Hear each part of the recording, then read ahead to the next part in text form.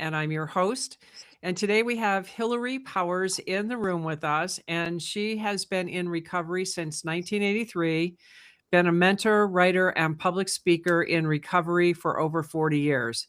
In the early 90s, she worked as the program manager for the first sober living house for women alcoholics in the United States. This program, which later came to be known as Promises, was instrumental in establishing the aftercare for the recovering alcoholic. For over 30 years, she's worked with hundreds of women whose lives have been devastated by alcohol and drug addiction and guided them through various stages of their growth. As a child, she was a well-known actress, voicing the character of Sally in many of the Charlie Brown characters. Blessed to have worked with Charles Schultz and Bill Mendelsohn. No kidding. My passion is for discussing alcoholism, or her passion is for discussing alcoholism, family dynamics, mindset changes, ego, ways of changing one's character, healing trauma wounds, and using scars to thrive, not survive. She provides guidance towards the love within freedom from emotional bondage, procrastination, toxic relationships, limiting beliefs, and helping people to avoid sitting in their shit. She will soon be publishing her memoir, Good Grief Hollywood Ate My Childhood, which chronicles her harrowing journey from self destruction to redemption. She has written two children's books, Zach the Yak and Zach the Tack Are Back. That was a mouthful. Welcome, Hillary. Hello, how are you? Good, thank How are you. you, fellow Irish woman, Flanagan? What a great Irish name. Boy, right? Thank you. So, I mean, you definitely didn't leave much to the imagination in your bio. But I'm going to still ask you, what was your journey of becoming an awakening spirit? Because there was obviously a pivot in your life to make that kind of transition. Yeah, I always say that you've got to have a lot of lack to get desire. And, growing up as a cartoon character, meaning I wasn't even real in the world's eyes, I was just a kind of a voice behind a mask, a cartoon. It kind of, I would say it shaped the way my childhood became and created a character where I could be whatever you want. I can live in make believe and I can live behind a mask, of this character that I was put in a position to be. And a lot of people think, wow, how great, how fun. Well, yeah, it'd be great if all of a sudden, if it was something I really wanted to do at 5 years old. What do you want? You don't know what you want to do. I want to eat candy. I want to play with my friends. I want to be a part of my family, and I just want to be a kid. Yet, the world views being put in stardom or in front of a camera or to be looked at as somebody untouchable a goal. And it wasn't something I wanted, but I was kind of forced into it due to my mother's inadequate feelings and not making it in her mind. Her desires were to have all these kids and make them famous because she couldn't be. You think of that stage mother. To give you a little background on my mom, just so you have an idea of the woman that she created and and groomed to become this powerhouse slash destructive powerhouse. And then as a result of me saying enough, I became the woman that I am. And I love it saying one from A to Z, but there's all those in between. So my mother was raised in New York City, and she was a very, very pretty model. And she was an only child and very privileged, as you would see it today. It would be, she had the limousines to school. She was raised on Fifth Avenue. My grandfather was the assistant district attorney of New York City. And so she was very privileged, and you would think that would create somebody amazing, but it turned on her. And so she was put in this, she had to be perfect. She had to be a certain, because it was the only child. of a prominent, my grandfather ran for Senate. So there was, that world. And my mom just wanted to be a model and an actress because it was during the 30s and the 40s. And who didn't want to be an actor? It was like, God, the glim, the glitz. And my grandfather put his foot down and said, no, you're a good girl. You went to Barnard. You're going to be a teacher.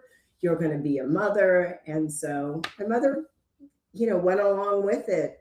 And, at that time, I don't know if she was building her alcoholism. She was they kept her thin by giving her those little cross tops, those little white tablets. And, I think that set my mother's alcoholism off.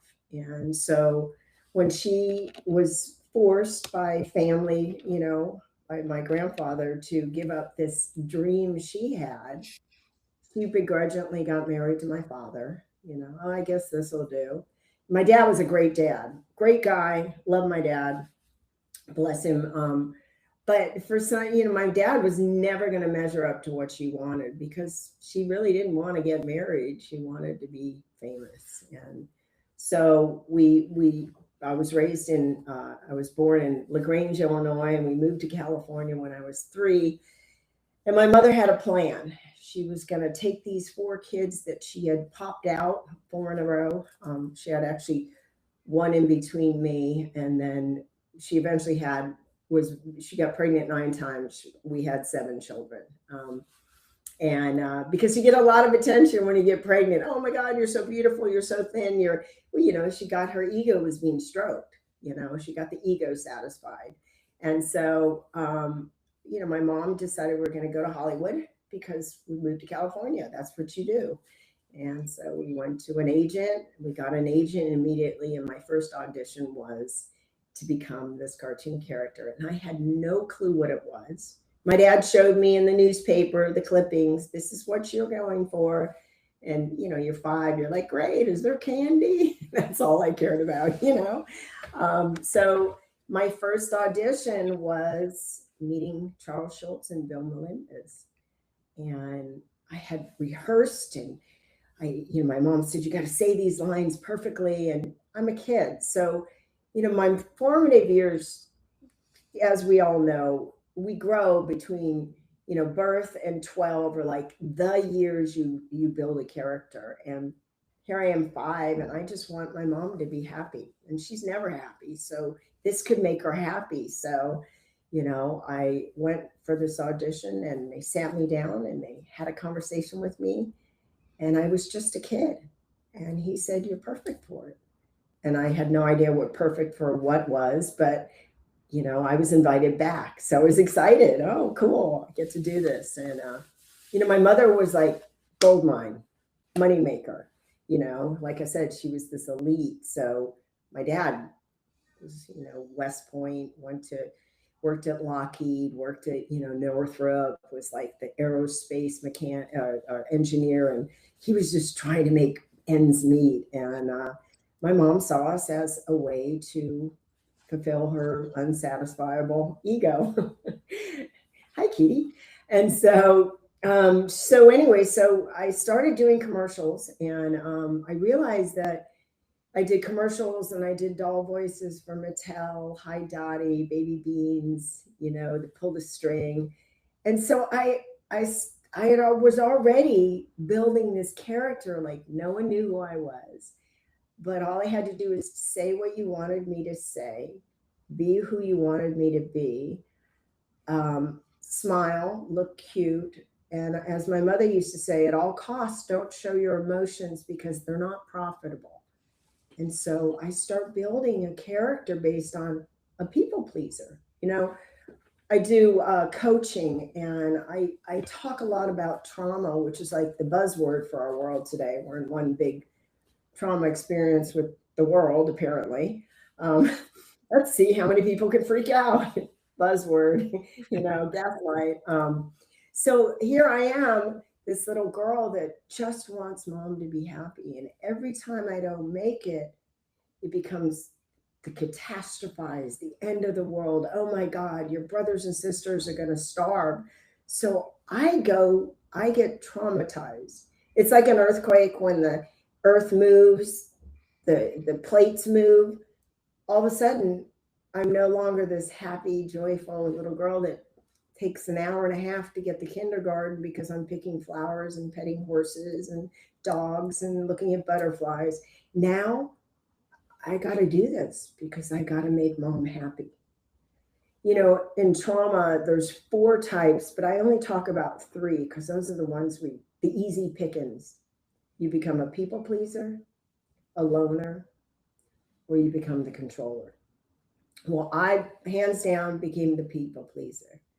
I did whatever you wanted. I acted a certain way. I smiled when on cue. I was a happy little girl. But behind closed doors, I had no idea who I like. This little girl was always scared, always in fear. Are we going to starve? That was always in the back of my head. Are we going homeless? Mom said we're going homeless. We're going to live on the streets. And so I had this implanted in me. And I'm in my formative years of really learning how the world works. Like, when we're born, I believe, and it's been written many places, that we have 2 fears: not getting fed, hence we cry, we scream, or the other one's not getting fed, and the other one is loud noises. Now, I'm exposed to my mother screaming all the time because my mother had crossed over from speed, from trying to stay skinny. She found alcohol. And I remember saying, I'm never, ever going to be like her. I'm never going to drink like her. She's crazy. We had the ongoing joke with my 2 sisters and brothers that mom's nickname is Satan because we thought she was like the evilest thing in the world. And, I put that in the back of my head, that anything that represents parenting or guidance was evil. I start building, like I said, this character based on all these new principles. You have to be perfect. You can't show your emotions. You got to be a good girl. You have to work, And today, thank God I have those ethics because I am a workhorse. I'm not afraid to work, And so what seemed to be the worst thing in the world has become a really great character asset to me. But so here I am, this little girl, I've got blisters on my fingers. I'm biting my fingernails. And all I want to do is really deep down is I just want to be a kid. I go to school, they rip me out of school. I go to auditions. I couldn't read until I was 11 years old because I learned how to say what you told me to say. And here I build this character based on being a yes, ma'am, yes, whatever you want. Here I am, a performer, a girl who wears a mask. Because if you got to know who I was or am, I thought, that's not good. I have to be something else to be loved. And those are my, I call those my downstairs in the deep basement stuff that we bring out when we have something happen. I go to, oh my God, I'm not enough. I'm not pretty enough. I'm not smart enough. The non-enough stuff.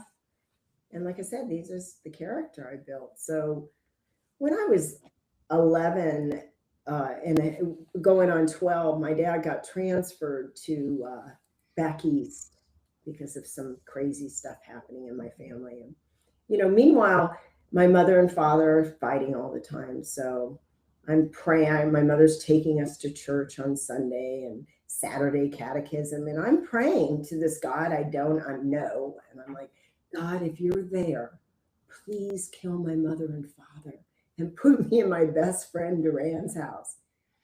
And it never happened. Mom would come in screaming, she was very violent and very unpredictable. If you ever live with alcoholism or drinkers, and we have a world filled with it, there's instability. You don't know what's going to happen. You're ready for Freddie. You're always in a hurry. You're trying to please the world. You're denying your feelings. And this is way before I start drinking. So my character, my self-character's already been built.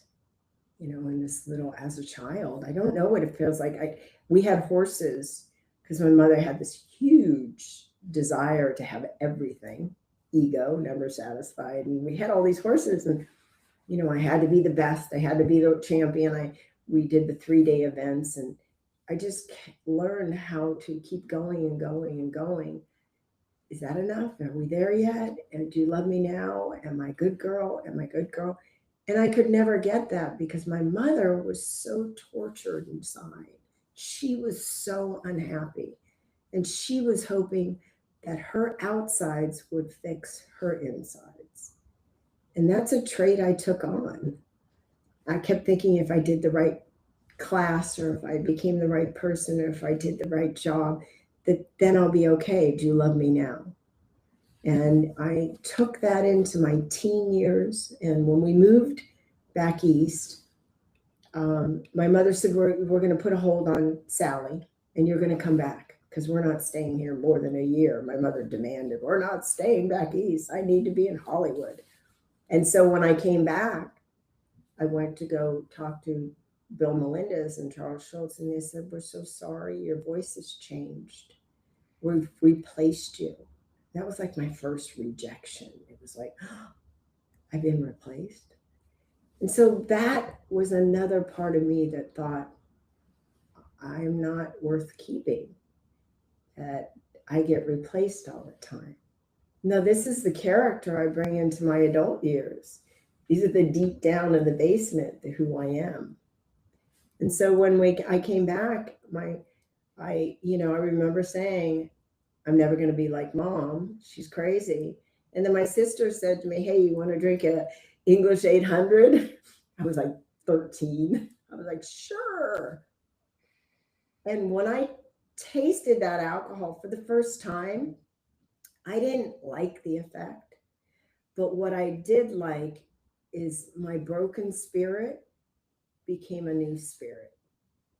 I was so scared, and I felt like I failed everybody. I thought everyone was going to die and starve because all these principles that I had learned, that I had to keep and take care of the world in order for me to be loved. And, from the outside, it looked great. We all look like the Kennedy family, like Cotton. My mom kept having kids, she kept spitting them out. I used to joke and say, my mom, how did your mom have so many kids? And I'm like, drink, fight, and fuck.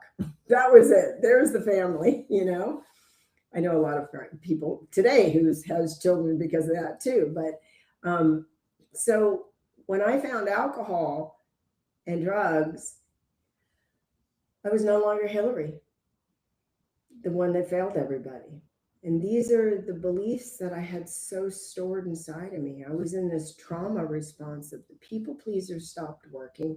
So now I became the loner. That's my, that response is live or die, black or white. It's like, I'm fight or flight. I'm not living, I'm in a survival mode. And I just know I got to do whatever it takes to make sure I don't die. That's all I know. And so here I go from, the girl who used to make cookies on Saturday with my stepmom, to I'm 14 stealing cars, getting arrested for robbery. Good girl turns bad. But I get attention. I don't know I'm doing this, but good press is bad. Bad press is just as good as good press. And I'm still getting that ego that's so fractured. Either I'm good enough, or the flip side is I'm not enough and I really don't deserve to be here. And so, drinking as a young kid not only took me away from Hillary, but it really allowed me to live in my world.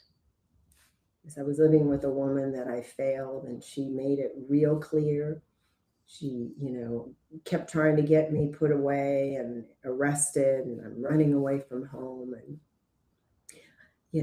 I'm going back and forth to mom to dad until, getting beat up. She was very physically abusive. Now, no one knew it from the outside because I know how to put a mask on.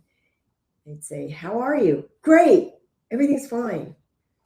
How's your family? Wonderful. Because if you knew what was happening in my family, you too would throw me away, because these are my beliefs.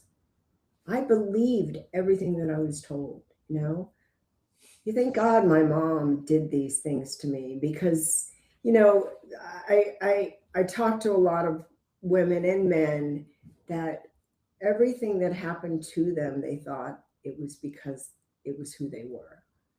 And hurt people, as we say. My mother was so tortured by her own mind and her own addictions and her own inadequacies and never enough. So how are you going to raise a kid when you're so fractured and so broken too in that world? And so by the time I was 15, I'm running away from home, and finally I hit my mother. She was beating me, and I hit her back, and she arrested me for assault and battery. And I went to juvenile hall. And I remember getting in the police car going, finally, I'm out of this house. But the problem is I took me with me, and all my beliefs and old ideas and this character I had built. And now I'd crossed over into that wonderful invisible line called alcoholism, where I don't need God, I got to be my own God. I don't need love, I just got to get what I need to get, because I'm in survival mode. So I go to juvenile hall, and they release me to a foster home, and there's sexual abuse going on there, which wasn't odd to me, because there was sexual abuse going on in my house. And it was the big secret, the big lie that you just don't talk about, and maybe it'll go away. Like if I ignore it, then it won't bother me anymore. And I keep stuffing it and stuffing it. And by the time I was, I dropped out of high school. Went to 7 high schools by the time I was in 9th grade. Go figure that one, because I was moving all the time. And I got the great idea, I don't need an education, I just need to learn the streets. So it was like, man, it was like, a cartoon character to I don't even, a Marvel character. It was like so black and white. And I ended up living on the streets, selling pots and pans on the highway, living in warehouses, selling, buying drugs, selling drugs, until, one day I got the idea I should just kill myself. And, I overdosed a couple times. And I remember praying and saying, obviously God hates me. I'm in purgatory, because I was Catholic. So you learn those buzzwords. Probably my fault. Everything's my fault, And it's okay. I'm not worth anything anyway. And I ended up at 21. I overdosed on a fire escape, and I looked up and I said, if there's a God, please don't let me die. Because I didn't want to die. I just didn't know how to change my life. I didn't know how to have a new experience, because I really believed I was set out in this world to suffer. I had already built this. Another part of my character is I'm a victim. I would say, if you grew up with the way I grew up, I always had a tagline on everything, because I was defending my weakness instead of surrendering to it. And, I ended up, I didn't die. My grandma's seizures stopped.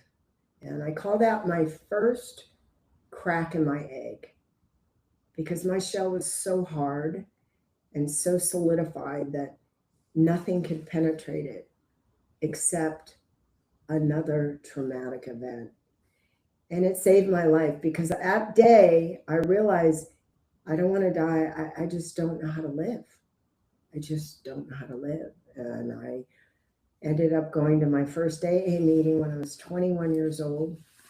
I felt like I had just left one alcoholic family to another one, except these guys weren't drinking. They're so crazy, I used to call myself sober and crazy, and that's an exciting, name tag. And, over the years, I have had the most incredible people placed in my life to guide me.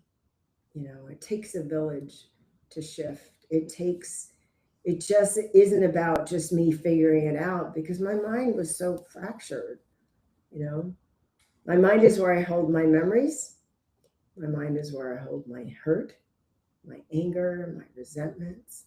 And I didn't know how to get out of my mind except drinking and using. And now that you took this away, now I'm stuck. What do I do now?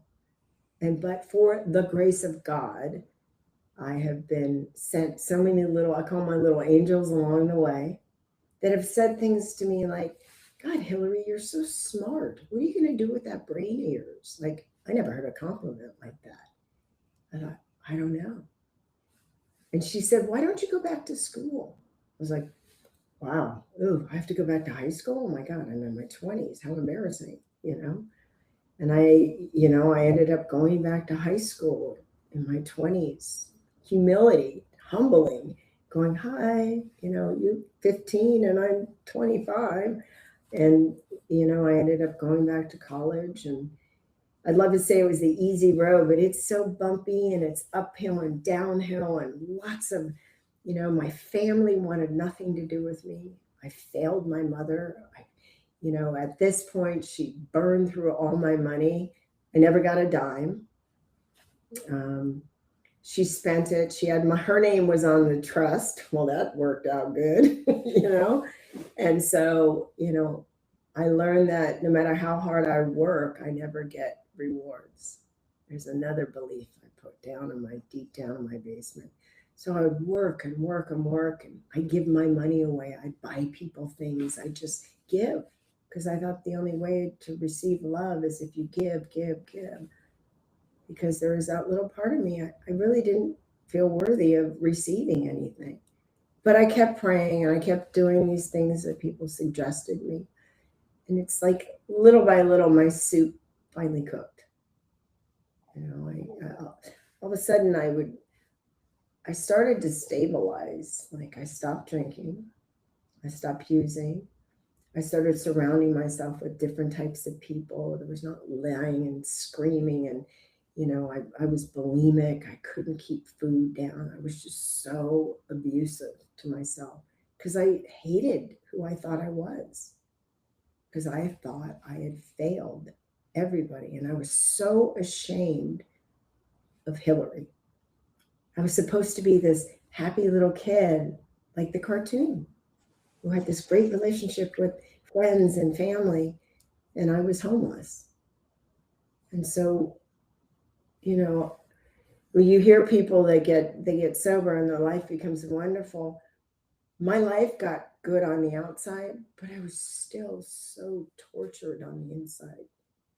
I could still, now I'm sober, and I can't dull those feelings when I look in the mirror and I go, God, I hate you, Hillary. Yeah, I don't even know why I'm alive. Like, I had to slowly but surely abandon all the beliefs I had and find out, where did I get this information? Who told me this? When my mother said, you're nothing, you amount to nothing without me, she wasn't saying that to me. She was telling herself that. But I took it as, I'm not enough. I amount to nothing.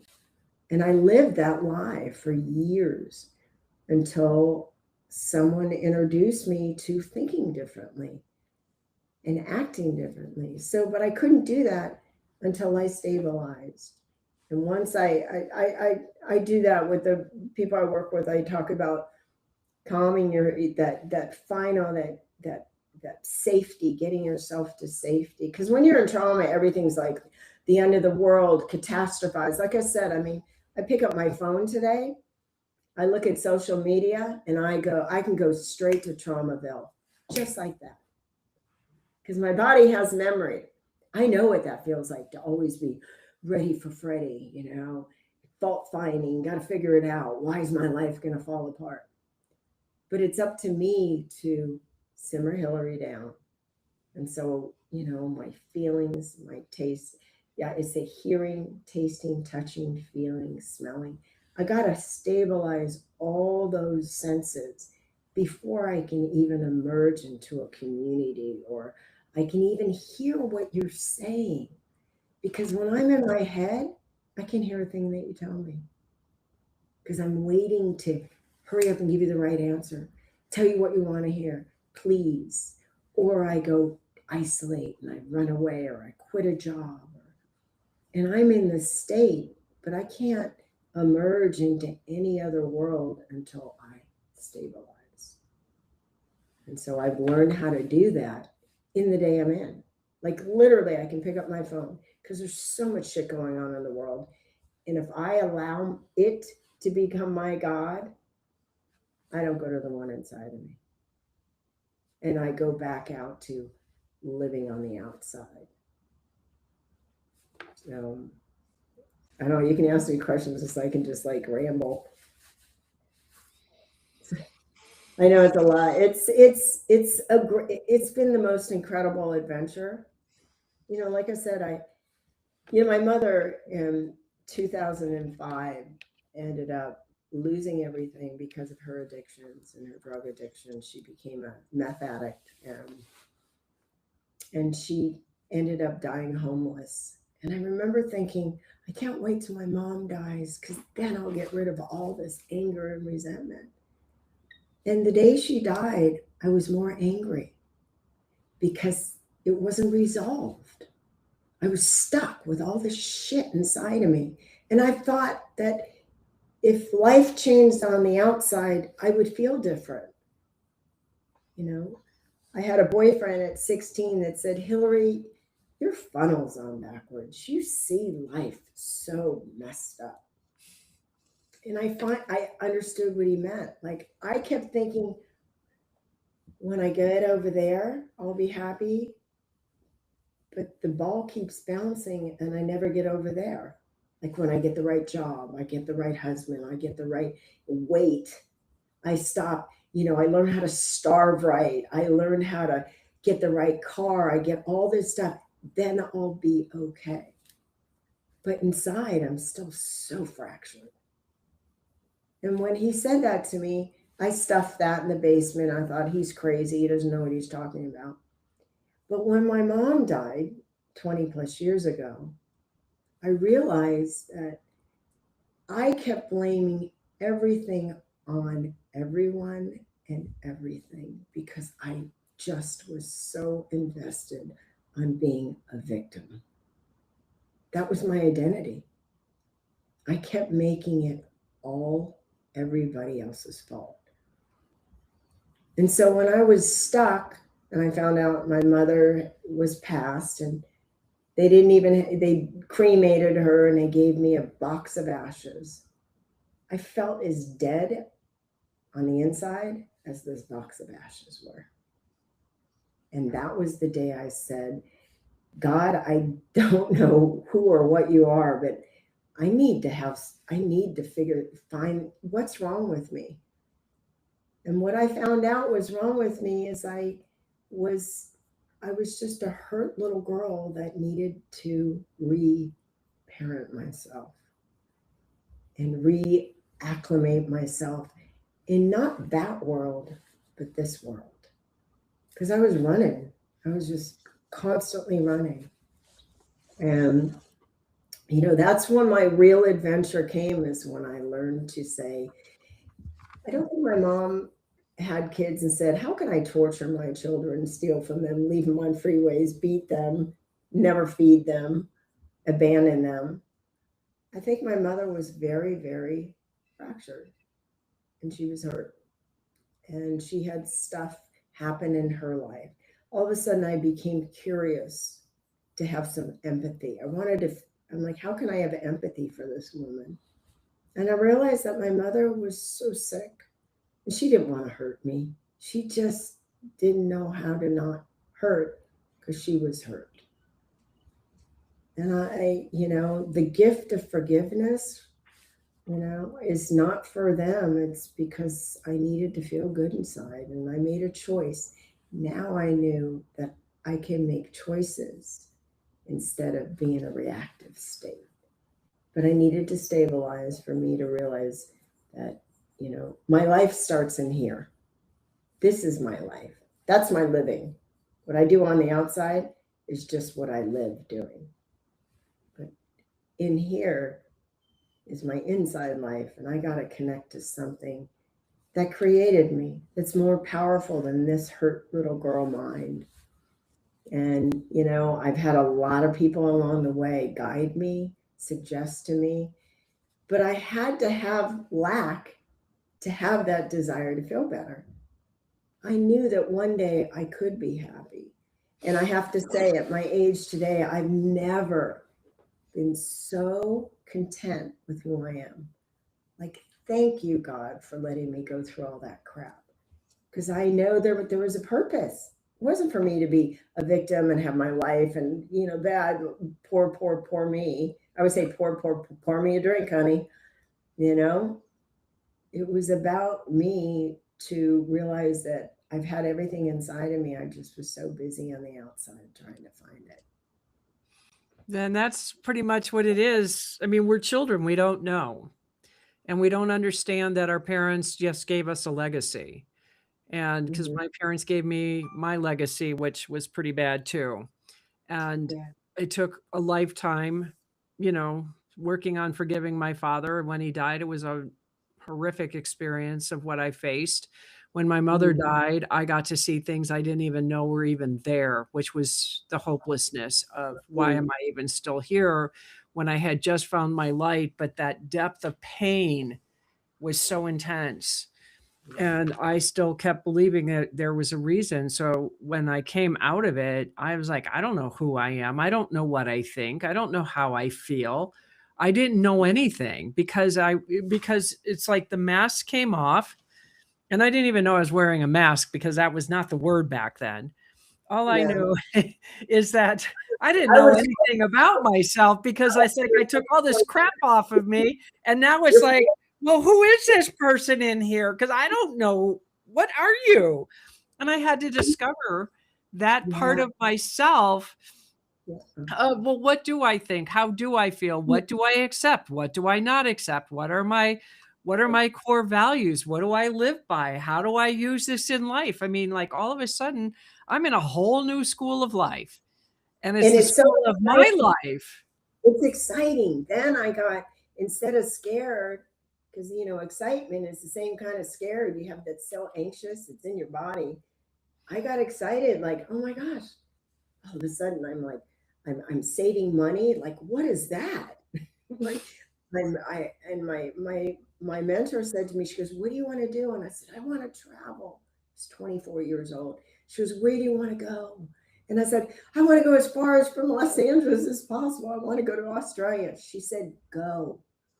And I said, "But I don't have enough money."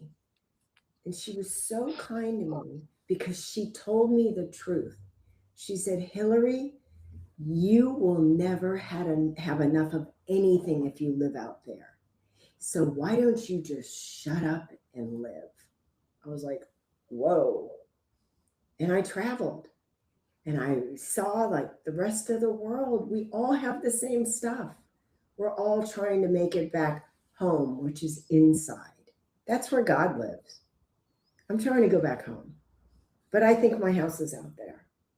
I think my life is out there, but it's not. It's my inside life is the most important thing. My serenity and my stability, most important. And if it disrupts it, you got to go, dude. You got to go, job. You got to go. And if I can't stabilize myself while I'm in this chaos, because we live in chaos, it's not going anywhere. Shit's getting worse every day. What am I going to do? Implode? No.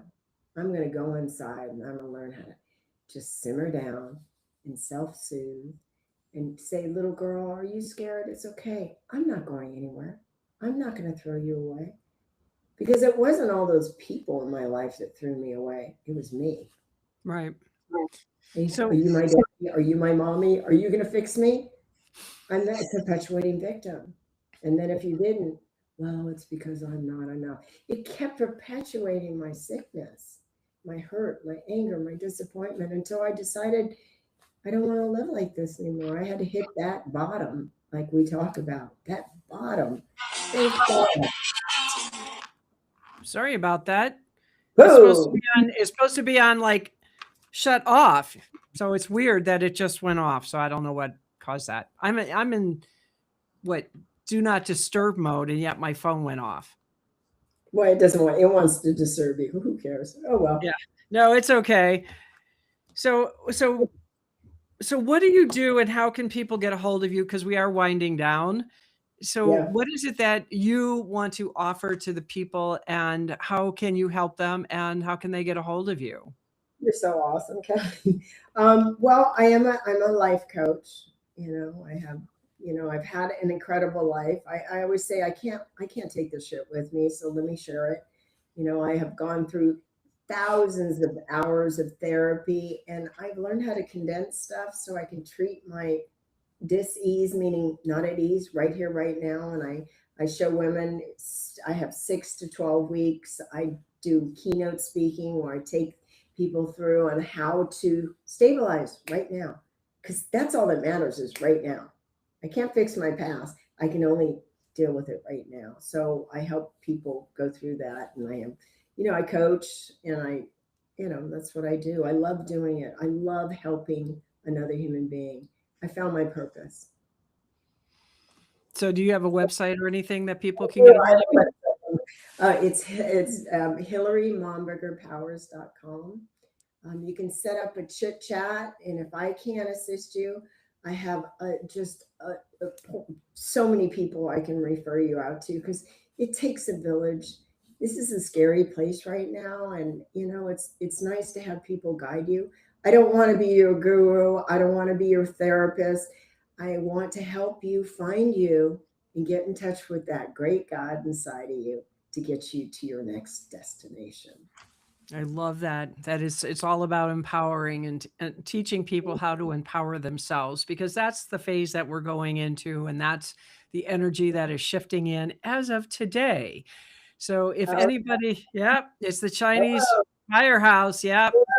I did Yep. my little, it makes me feel good to do that. If it works, don't fix it, right? That's right. Exactly.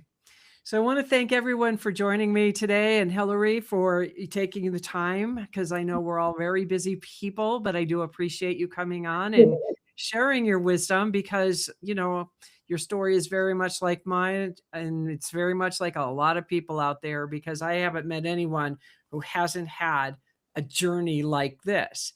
And it's just in the self-discovery and that's what this show's about is to let people know that they're not alone and if somebody resonates with you, you'll be able to find her stuff in the show notes so you can reach out to her directly.